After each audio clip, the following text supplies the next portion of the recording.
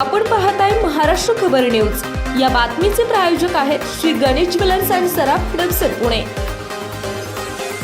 मध्य प्रदेशातील महूमध्ये प्रशिक्षणार्थी सैन्य अधिकाऱ्यांना मारहाण करत त्यांच्यासोबत असलेल्या तरुणीवर अत्याचार करण्यात आल्याचा प्रकार समोर आल्यानंतर एकच खळबळ उडाली आहे।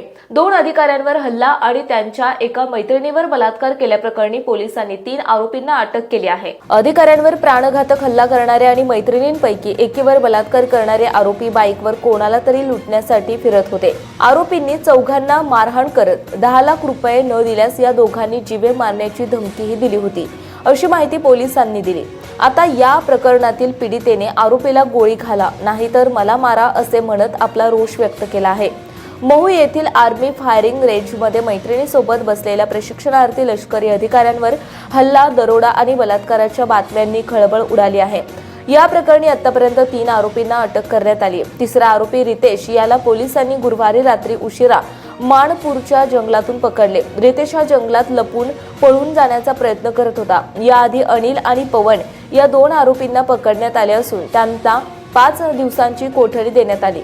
मुख्य आरोपी अनिल आणि रितेश यांनी सांगितले होते की तुम्हाला जे सापडेल त्याला सोडू नका, असं चौकशी दरम्यान पवनने सांगितलं।